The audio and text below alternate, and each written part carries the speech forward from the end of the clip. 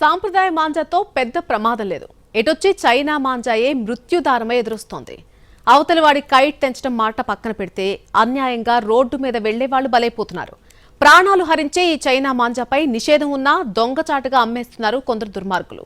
Task force rides చేస్తే లక్షల విలువైన మెటీరియల్ పట్టుబడింది. చైనా మాంజా గాజు పెంకుల పేస్టుతో కూడిన ఈ దారం యమ డేంజర్. అవతలవాడి కైట్ తో పోటీ పడుతున్నంత వరకు బానే ఉంటుంది.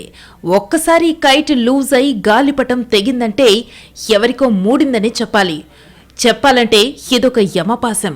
గొంతులను అడ్డంగా కోసేస్తుంది. ఇంత ప్రమాదకర దారంపై నిషేధం ఉన్నప్పటికీ మార్కెట్లో అమ్ముతున్నారు కొందరు దుర్మార్గులు. విషయం తెలుసుకున్న టాస్క్ ఫోర్స్ టీంలు లక్షల రూపాయల విలువైన మాంజాను సీజ్ చేశాయి. నగర వ్యాప్తంగా ఇప్పటి వరకు 107 కేసులు నమోదు చేశారు. 145 మందిని అదుపులోకి తీసుకున్నారు. 7,300 మాంజా చర్ఖాలను స్వాధీనం చేసుకున్నారు.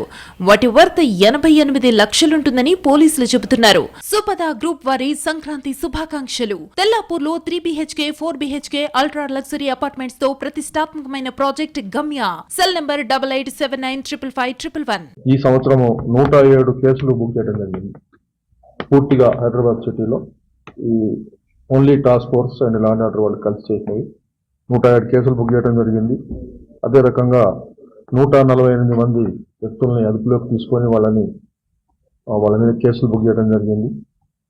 దీంట్లో దాదాపుగా 7,300 మాంజాస్ మనము సీజ్ చేయడం జరిగింది. ఇవన్నీ కూడా ఈ మన చైనీస్ మాంజాస్, ప్రొహిబిటెడ్ చైనీస్ మాంజా ఇది చేయడం జరిగింది. ఇది మొత్తం వర్త్ కూడా దాదాపుగా 88 లక్షల వర్త్ మెటీరియల్ ని మనము స్వాధీనపరచుకోవడం జరిగింది.